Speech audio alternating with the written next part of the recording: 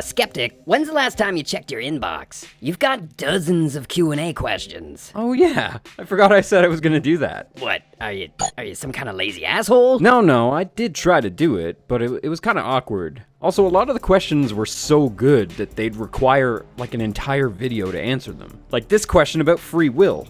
Then why don't you do that?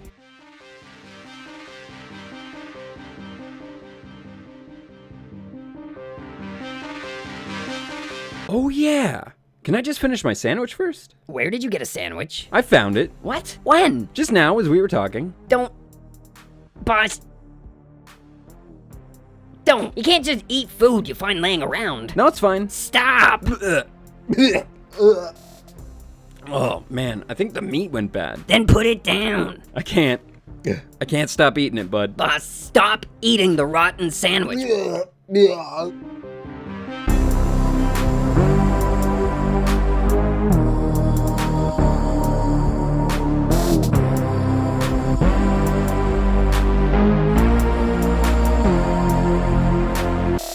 Free will is a pretty difficult subject. There's a lot of disagreement not only in academia between philosophy and science, but even within different scientific fields. Not to mention the spiritual and religious perspectives on the subject. There are a lot of things to consider here, so I'm just going to tell you everything that I know, and I'm going to let you decide for yourself if you believe in free will. First of all, what even is free will? Free will is the idea that we're in the driver's seat. We have control over our own minds, our own actions, our own immediate universe. If we have free will, then this means that we can make our own decisions and commit to our own actions completely separate from predetermined programming that might exist inside of the meat computer that's inside of your head. And that we can change the outcome of the events in our lives completely immune from fate or predetermination. But could this be true? Do we have agency over our own minds? I know it seems like we have free will, it feels like we do, but that just might be an illusion. Are we bound to our nature? From the perspective of science, your brain is just an instrument. It houses bioelectric processes that we perceive as thoughts. Your mind is the result of those natural processes that happen inside of your brain. We learn things through interactions with our environment and can be conditioned through life experiences and the way that others treat us. As far as science can tell, your brain is a completely self-contained unit. Every thought, every sensation, every experience is processed entirely inside of your brain based on input from your senses. External stimuli can influence us and change us indirectly, but there's no reason to believe your brain is directly influenced by something external like a soul or a consciousness that exists separate from your brain. Science does not assume a soul. Science does not assume an external consciousness. Science can't even seem to measure such a thing if such a thing even exists. The debate here has to do with conscious versus subconscious thought. Consciously, it's easy for us to believe that we control our own thoughts, decisions, and actions, but that feeling can easily be a result of the way that our brain works. Our brain is our identity. Our brain is not just a part of our body. We are our brains. And our brains are what make the decisions. So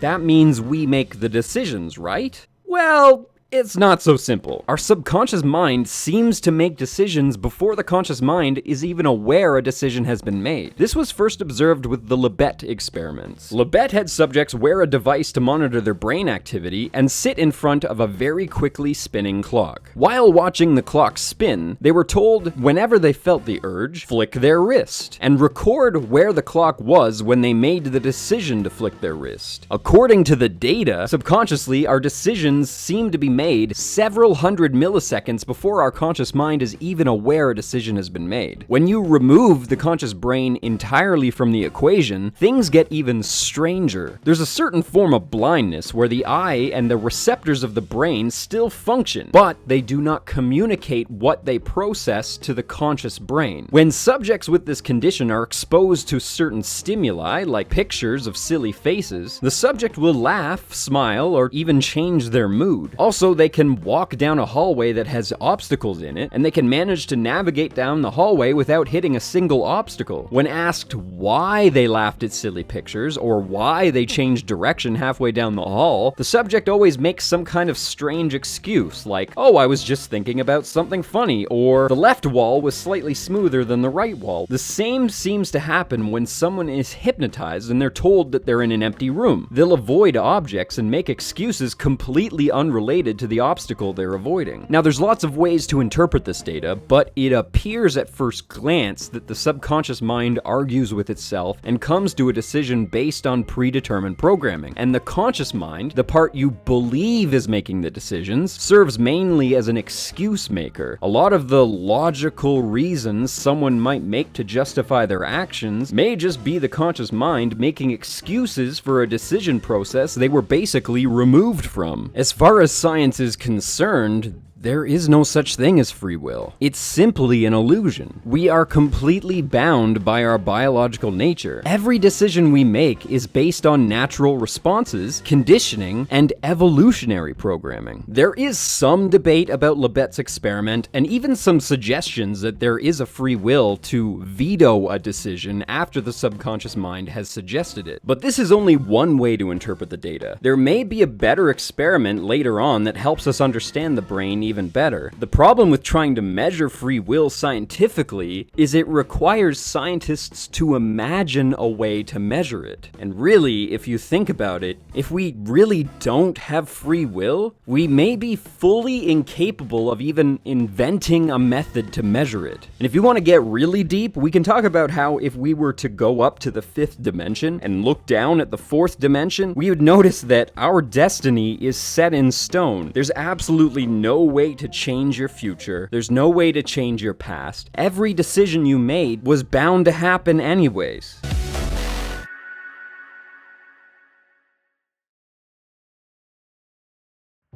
In the spiritual or religious world, a belief in free will is basically a necessity. Sure, there's certain religious groups, like the Calvinists, for example, that believe in predestination and a complete lack of free will, but most religions assume free will exists. From their perspective, it's really the only thing that makes sense. Christianity, for example, has denominations that teach God gave us free will as a test to see who really loves him. Those who really love him can overcome their natural behavior, follow the 10 commandments, and become one of God's children, or whatever, as a reward, all through pure willpower. Those who fail the test and choose to break the rules and give in to their carnal desires go to hell forever. Is it possible for us to overcome our nature and become something more simply by willing it? Or are we bound by our carnal desires and programming? Even if we forego the whole "there's people in the jungle that never heard about God" argument, we're still faced with a dilemma. Do you really love your God and genuinely want to worship him all of your own free will? Or is this religious behavior really a fully natural and evolutionary response to predetermined programming in your brain? This was actually one of the reasons I left the church. I recognized that the main reason I believed and worshipped was because I had a fear of hell. There were other factors, like the Bible promised God's children would take positions of power in the new kingdom,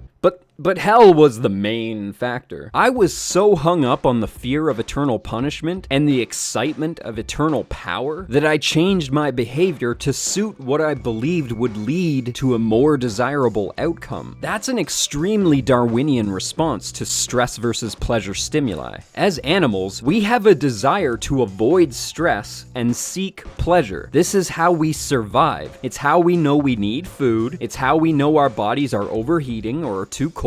It's what drives us. By the very definition of free will, I could not have possibly have been displaying it because my decisions had everything to do with my natural response to fear. I'm sure this isn't necessarily everyone's experience, but to those religious viewers among you, can you honestly say that hell isn't one of the main motivations to be a good Christian? Even with all of our modern knowledge of the human brain and natural behavior, philosophers still argue over the nature of our existence and the concept of free will. Do you have free will? What do you think?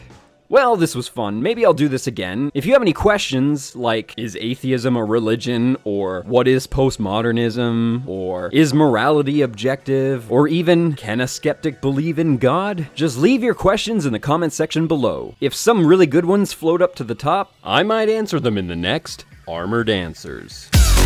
Thank you for watching. If you like what you saw and you'd like to see more Armored Skeptic, please like, comment, and subscribe. If you absolutely love me, you can support me on Patreon, or if you have a passing affection for me, you can buy my merch. Links are in the description.